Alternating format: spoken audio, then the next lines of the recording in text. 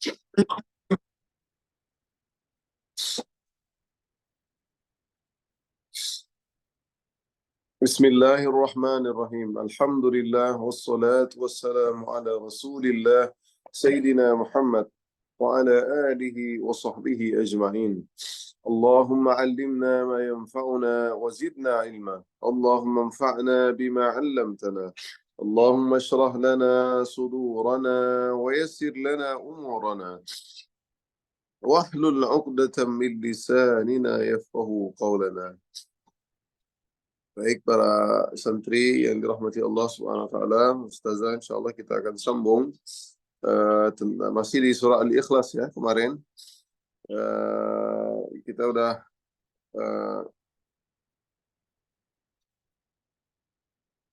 betul Ustazah di Al-Ikhlas Allahus Samad sudah dijelaskan belum?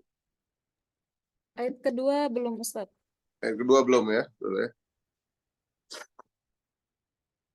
Baik, alhamdulillah kita masuk ke surat Al-Ikhlas, yaitu surah yang paling mulia, bahkan dalam hadis dikatakan sulusul Quran, yaitu disebut dengan surat sepertiga Al-Quran.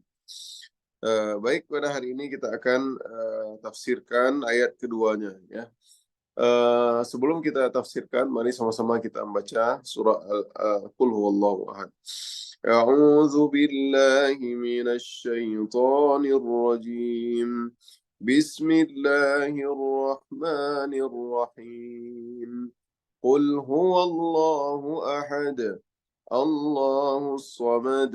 Lam yalid wa lam yulad wa lam yakul lahu kufuwan ahad.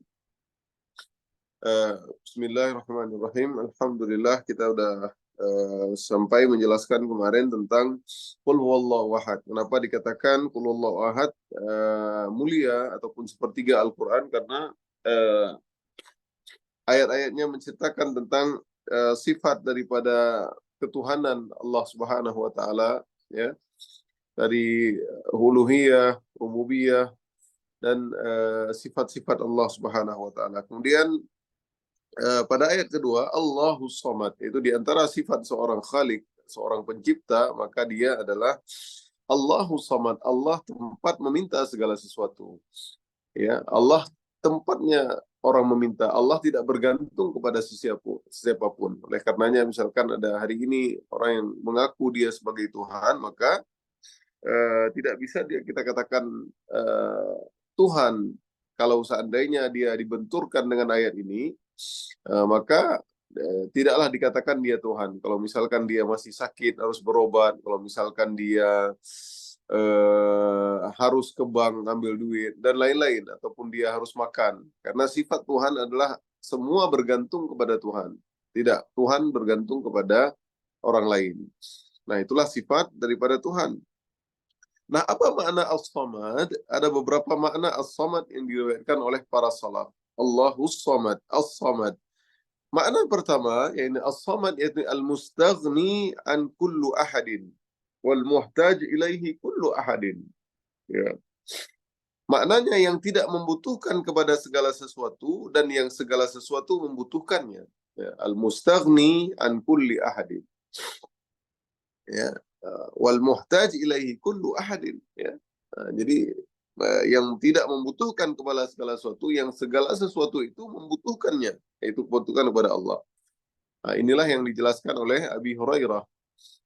Makna kedua yaitu alladzi laisa biajwafa wala ya'kulu wala yashrab. Ya, yang tidak ada rongganya, yang tidak makan dan tidak minum, ya. Yang tidak ada rongganya, tidak makan dan tidak minum. Jadi Allah tidak butuh kepada makan, ya.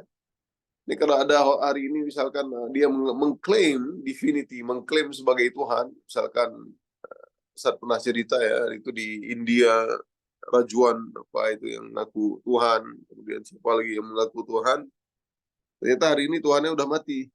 Ternyata dia pernah sakit, pernah lumpuh, apalagi dia adalah seorang anak yang berasal dari, karena lam yalid walam yulad, nanti di ayat berikutnya. Ini adalah sifat seorang khalik. Tidak pantas bagi seorang khalik itu untuk membutuhkan yang lain.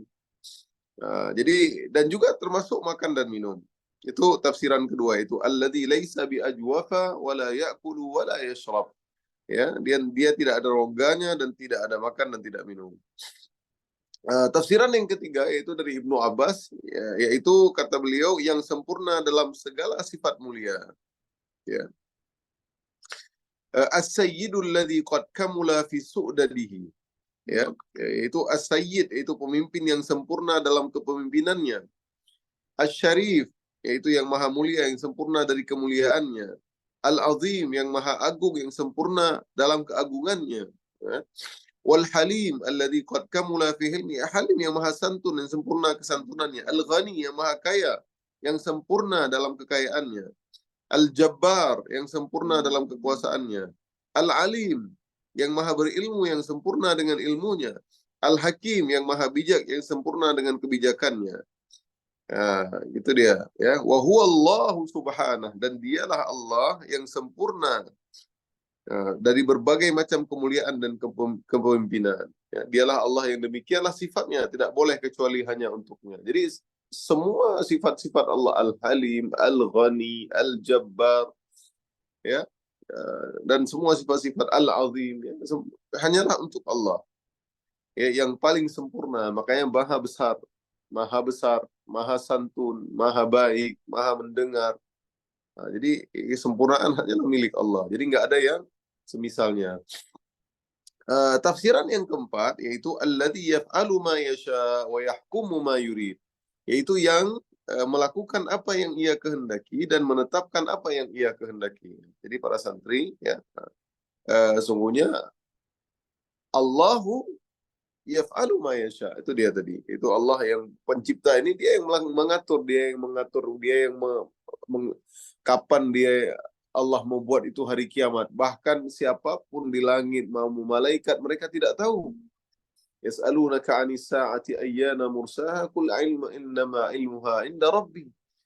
Ya, la yujalliha liwaqtiha illa hu. Jadi malaikat sendiri pun tidak tahu kapan hari kiamat itu misalkan. Dialah yang mengaturnya, Allah yang mengatur bumi, matahari, kapan Allah mau menghancurkan semuanya, kapan Allah mau buat itu gempa, kapan Allah mau buat banjir di Indonesia, dan lain-lain seperti itu. Ya. Jadi yang melakukan apa yang ia kehendaki dan menetapkan apa yang ia kehendaki. Ya, ini ada dalam tafsir Al-Qurtubi. Ya.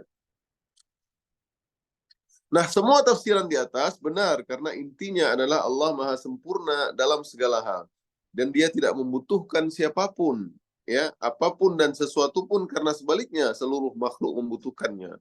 Bagaimana yang Ustaz sampaikan kemarin, artinya seandainya semua manusia, jin dan manusia, ya, ala atqa kulli wahid, seperti Rasulullah SAW, semua sholat, semua baik, maka tidak mempengaruhi kerajaan Allah, tidak menambah kenikmatan ataupun kerajaannya Allah.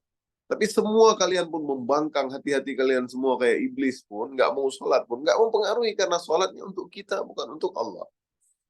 Kita yang butuh kepada Allah, kita yang butuh kepada surga, kita yang butuh kepada neraka tersebutnya. Jadi ada 4 tafsiran as-samad tadi, diingat lagi, yaitu yang pertama adalah sebagaimana yang dijelaskan Abu Hurairah, al-mustaghni an kulli ahad wal muhtaj ilaihi kullu ahad. Ya, al-mustaghni alaihi kullu ahad, itu an kulli ahad, itu dia tidak membutuhkan sesuatu, justru sebaliknya sesuatu membutuhkan kepadanya.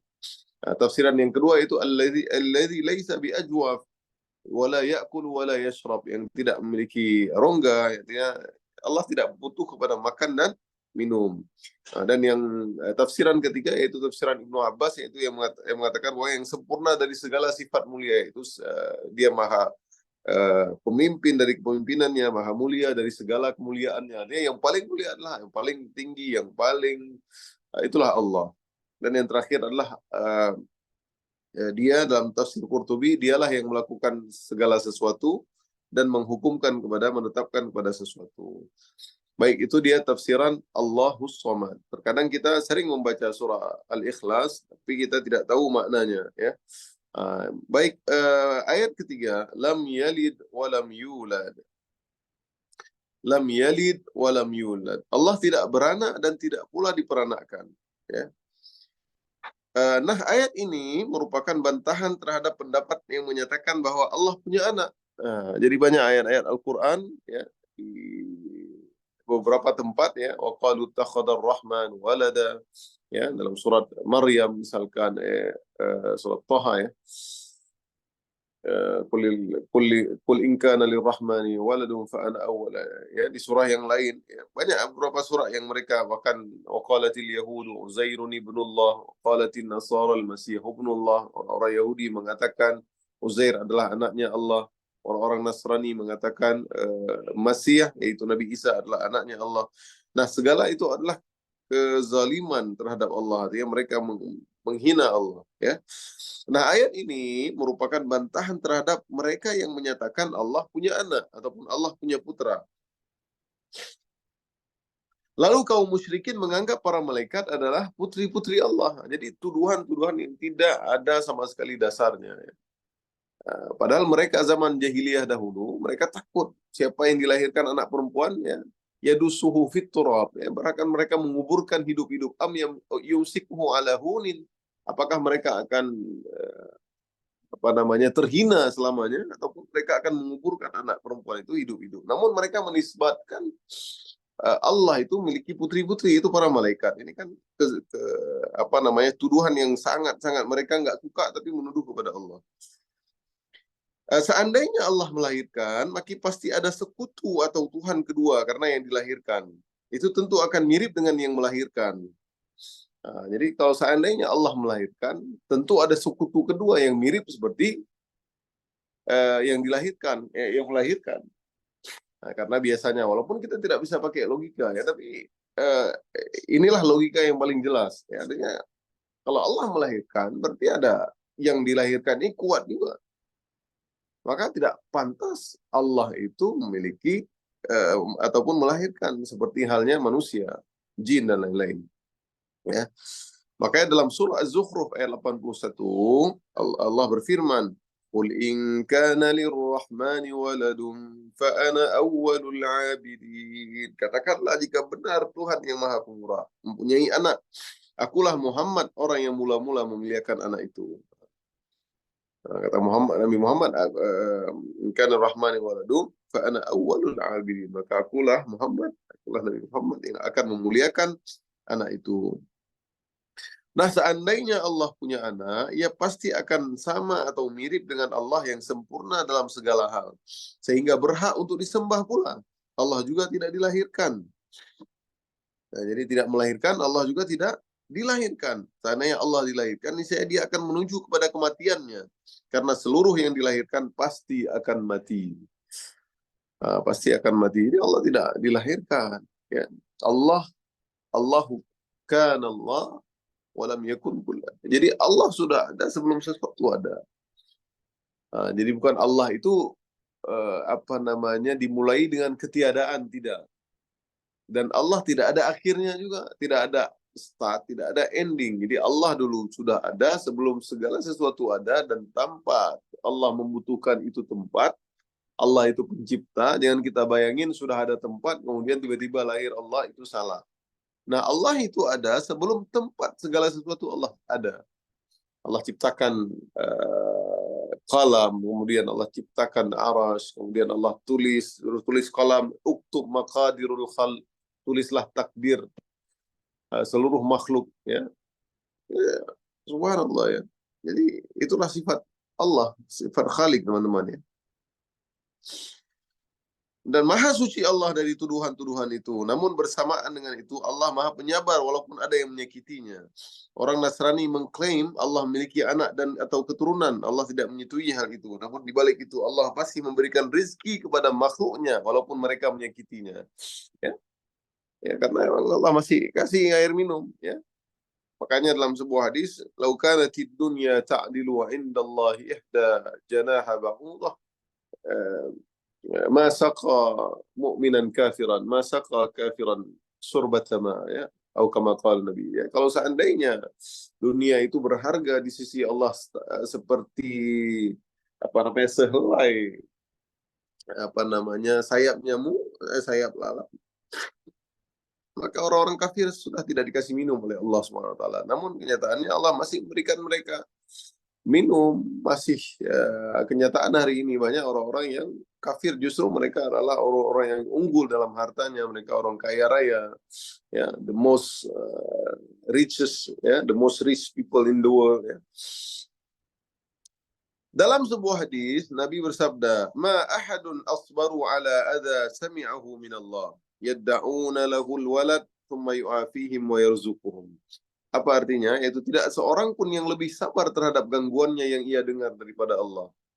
Ya, karena tuduhan sampai hari kiamat, teman-teman. Ya, manusia menyatakan Allah memiliki anak, akhirnya Allah memaafkan dan masih saja memberi rezeki kepada mereka. Ya.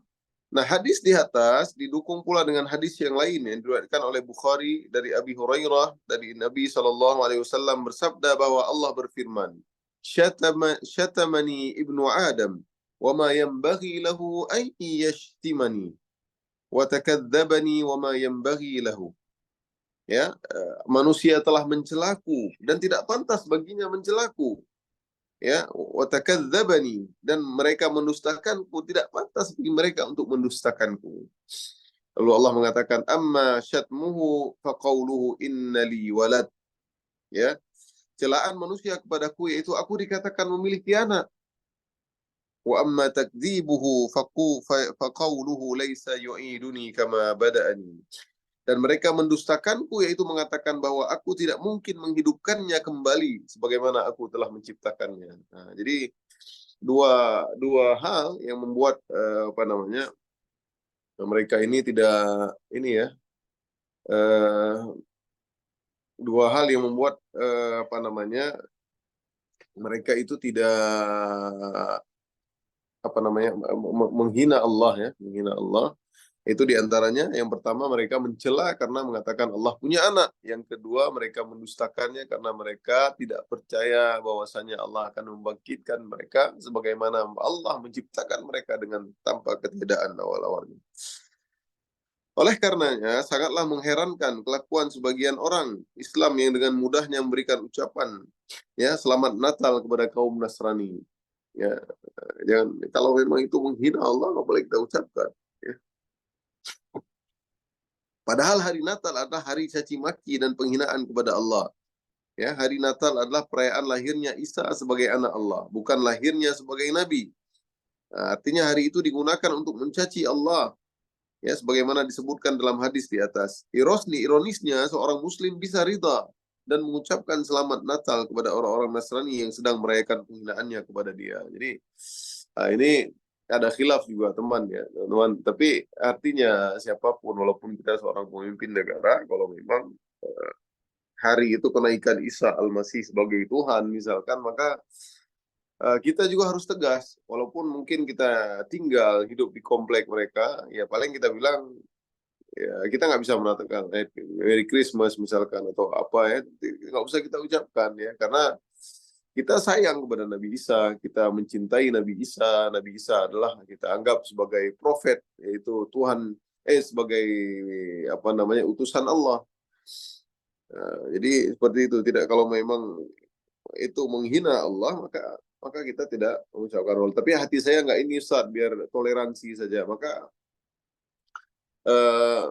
ini mahal perdebatan, ya. Artinya kita tidak membincangkan hari ini tentang apa hukum mengucapkan Natal, ya. Tapi kalau tidak perlu, tidak ada, kita harus ucapkan. Apakah kita mungkin terlahir dari memang keluarga semua banyak yang non Muslim, maka itu ada mahal khilaf, ya, ada berbeda pendapat. Tapi kalau kita tidak ada teman-teman, tidak ada, ya, maka tidak perlu kita ucapkan seperti itu, karena memang hari di mana mencaci maki Allah Subhanahu wa taala seperti itu.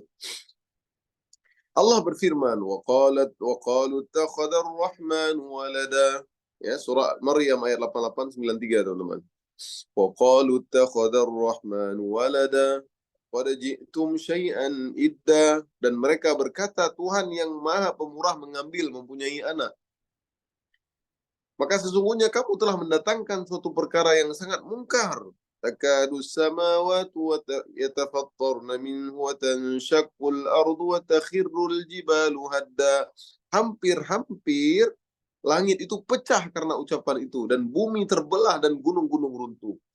Ya, takadu samawatu yatafattarna minhu wa tanshaqqul ardu wa takhirrul jibalu hadda. Karena ini tuduhan yang sangat, ya, kalau Allah mau hancurkan semua dihancurkan orang-orang. Misalkan Allah mau pilih itu semua orang-orang Kristen dihancurkan, Allah mampu. Tapi Allah nggak lakukan itu lagi. Ya, Allah kasih perhitungan mereka di hari akhirat nanti. Mereka-mereka yang selamat pun nanti Nabi Isa akan turun dengan malaikat Jibril di akhir zaman, ya, untuk membuktikan bahwasanya Allah Rasul, yaitu Nabi Isa adalah bukanlah God, bukanlah Tuhan. Kemudian anda aulir rahmani walada, itu karena mereka mendakwahkan Allah yang Maha Pemurah mempunyai anak. Wa ma yanbaghi lirrahmani an yattakhidha walada, maka tidak pantas, tidak layak bagi Tuhan yang Maha Pemurah mempunyai anak. In kullu man fis samawati wal ardi illa atir rahmani 'abda. Tidak ada seorang pun di langit dan bumi kecuali akan datang kepada Tuhan yang Maha Pemurah selaku seorang hamba. Jadi, semua hamba, Isa hamba, Muhammadan abduhu wa rasuluh. Nabi Muhammad juga hambanya Allah dan messengernya dan profetnya dan rasulnya. Maka tidak pantas bagi seorang muslim untuk mengucapkan selamat Natal dalam bentuk apapun, apalagi menghadiri acara mereka. Ini walaupun ada pendapat yang membolehkan, ya, tapi untuk menghindari itu lebih bagus tidak. Ustaz, kalau saya pemimpin negara gimana Ustaz? Kalau saya seorang presiden misalkan Ustaz, kalau agama, kita agama harus tegas. Ya, kalau agama itu harus tegas. Ya, kalau memang dalam syariat kita menjunjung tinggi mereka, mengklaim divinity, mengklaim Isa itu Tuhannya Allah di hari tersebut, why you attend that invitation? Untuk apa kita hadir itu? Nggak perlu datang. Ya, walaupun kita seorang gubernur misalkan, bupati misalkan, nggak enak, nggak toleransi, we not say that tolerance. Kita nggak boleh katakan itu toleransi. Agama ini kita nggak main dengan perasaan, hadirin. Ya, teman-teman, ya, kita nggak main perasaan. Agama ini mainnya pakai dalil. If Allah say, kalau pendapat kebanyakan ulama mengatakan tidak boleh, maka tidak boleh. Itulah yang berlaku dalam surah Al-Kafirun kemarin Ustaz Ustaz sampaikan ke teman-teman. Ya, Ustaz sampaikan ke teman-teman di Zoom ini. Nah, jadi Al-Kafirun bagaimana?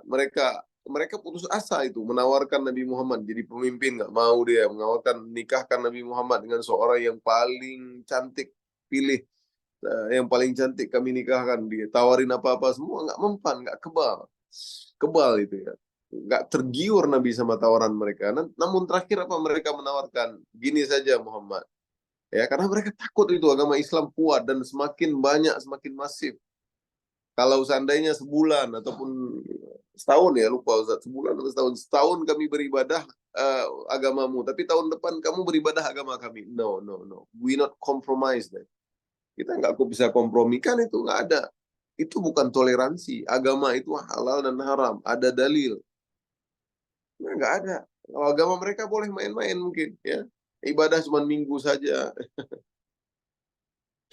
Buat dosa, kemudian nanti datang ke pastor, ya, baptis, diampunnya dosa. Enak sekali seperti itu, teman-teman. Ya, siapa pastor itu? Kita punya Tuhan.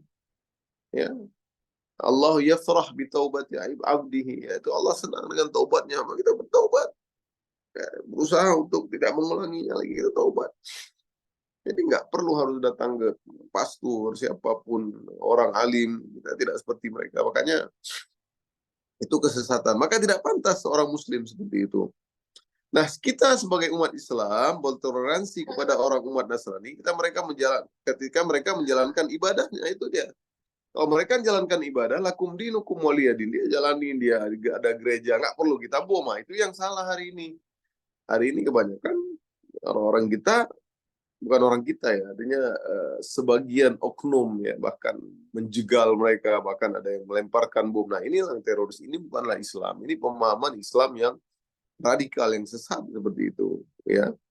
iming-iming dia pakai sorban ataupun wanitanya bercadar misalkan, yang si lakinya jenggot panjang, cingkrang dan lain-lain, tapi padahal itu adalah Islam radikal ya.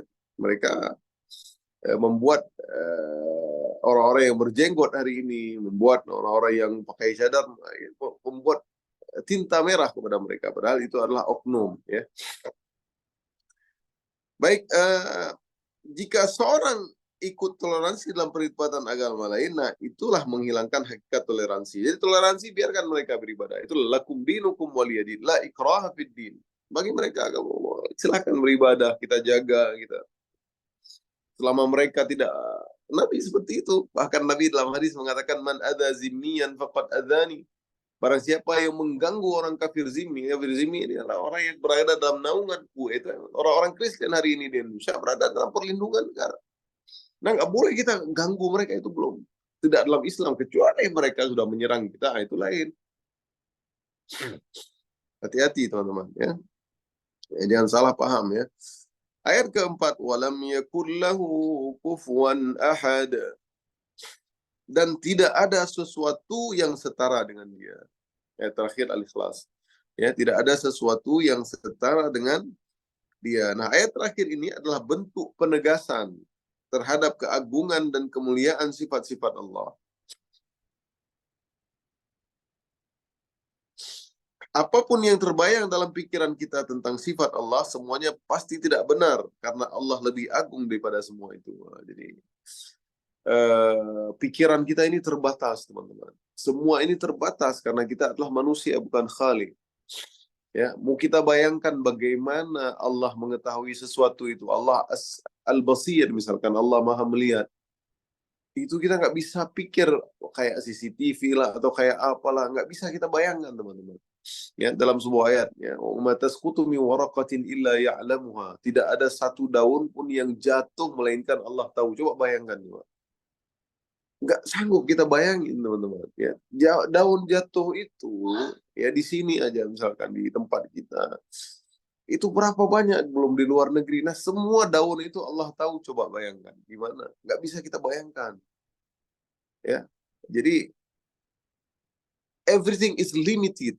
Karena ilmu kita nggak bisa. Makanya di dunia ini kita mustahil kita bisa melihat Allah ya. Dan Allah memang nggak bisa juga. Bisa aja Allah mampu untuk tapi udah nggak ada lagi ujian. Ya, semua orang udah beriman kalau Allah menampakkan di dunia.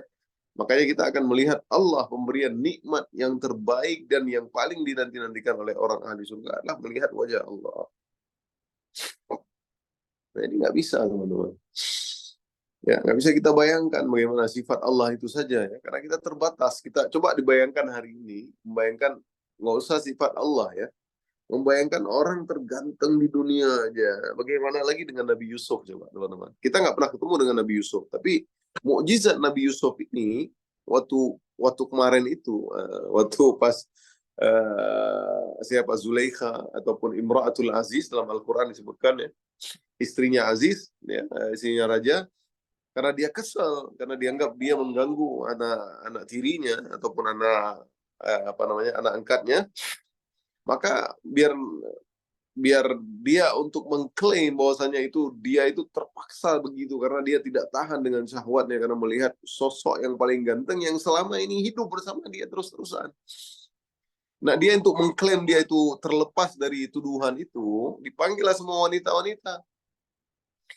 Datang semua wanita dikasih sayur-sayuran atau buah-buahan atau apa gitu, dikasih pisau. Mereka disuruh kontes memasak lah di sini, Master Chef. Semua wanita-wanita yang agung-agung yang dari kaya-kaya seperti itu datang.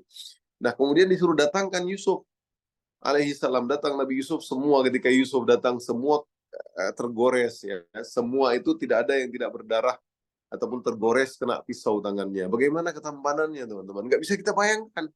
Hari ini teman-teman ngebayangin mungkin siapa yang paling tampan, mungkin artis Korea lah, atau Hollywood lah, atau siapa, atau artis Indonesia lah.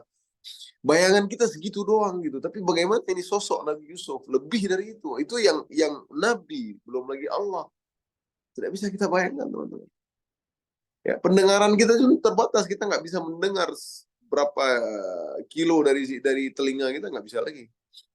Mata kita juga sejauh mata memandang itu yang paling kita jauh kita lihat mungkin dalam, kalau seandainya plong semua lurus gitu, mungkin kita bisa sanggup melihat antara 1 kilo ya mungkin ya, ataupun sekitar itu. Wallahu a'lam. Begitulah sifat Allah, agungnya Allah. Makanya dalam Al-Quran surat Syura ayat 11, laisa kamitslihi syai'un wa huwas samiul basir. Tidak ada sesuatu pun yang serupa dengan Dia. Dan Dialah Allah yang Maha mendengar lagi Maha melihat. Nah, itu teman-teman ya. Bagaimana Allahu ya'lamu kha'inatal a'yun wa ma tukhfis sudur, itu pun nggak bisa kita bayangkan. Allah ya'lamu kha'inatal a'yun. Allah mengetahui pandangan khianat dan apa yang tersimpan dalam hati. Ya, dalam hati teman-teman hari ini aku sudah nggak pengen belajar hari ini. Itu Allah tahu tuh misalkan. Misalnya hati ini ada saya benci sama dia itu. Allah tahu itu. Kok bayangin gimana itu tuh udah. Itulah sifat Khalik, agungnya Allah. Dan selain Khalik tidak mampu seperti itu. Ala ya'lamu man khalaq wa huwal latiful khabir. Tidaklah Allah tahu apa yang Allah tahu karena Allah menciptakan. Ya, seandainya orang tua saja teman-teman tahu itu kalau anaknya bohong misalnya. Jadi tahu itu. Ya, teman-teman belum jadi orang tua ya, sudah jadi orang tua ya. Itu anak kita berbohong misalkan. Mau dia ngeles, mau dia bilang apa, kita tahu dia bohong. Cuman kita nggak bantah, kita diamin. Kita tahu dia berbohong, tapi kita sedih. Misalkan, ya, itu orang tua punya Allah kasih itu signal, ya, sign. Ya tahu anak apalagi Allah SWT dalam hati kalian tuh Allah tahu. Nah, itu kita nggak bisa bayangkan teman-teman, nggak bisa kita bayangkan teman-teman. Ya, maka setiap makhluk baik manusia maupun hewan disifati dengan mendengar dan melihat. Demikian juga Allah mendengar dan melihat. Nah, makhluk mendengar melihat, Allah juga mendengar melihat, akan tetapi pendengaran dan penglihatan Allah tentu saja tidak sama dengan pendengaran dan penglihatan makhluk. Ya, penglihatan manusia sangat terbatas sehingga tidak bisa melihat jin. Kita nggak bisa melihat jin, nggak bisa melihat malaikat atau benda-benda yang sangat kecil seperti kuman misalkan. Harus pakai mikroskop, virus, mikroba. Nah, hal ini dengan berbeda dengan penglihatan Allah yang maha agung dan tanpa batas. Ya, inilah dia selesai surah Al-Ikhlas hari ini ya teman-teman. Insyaallah hari Rabu depan kita akan sambung tafsir surat Al-Falaq ya. Kemudian kita selesai Al-Falaq, nanti baru surat An-Nas, maka selesailah kajian tafsir kita di Juz Amma ya. Mungkin cukup ya, ini saja pada hari ini ya. Terima kasih teman-teman. Rumah Tahfiz Kawaliyah Nurdin dan Az-Zahra dan para ustazah, semoga Allah mudahkan kita dan terus dalam ketaatan. Insyaallah, terima kasih. Jazakumullah khairan. Allahumma ja'al jami'a a'malina salihah wa liwajhika khalisah. Allahumma 'allimna ma yanfa'una wa zidna ilma. Wa sallallahu ala sayyidina Muhammad wa ala alihi wa sahbihi ajma'in. Subhanakallahumma wa bihamdik, asyhadu an la ilaha illa anta, astaghfiruka wa atubu ilaik. أقول قولي هذا وأستغفر الله لي ولكم. السلام عليكم ورحمة الله وبركاته.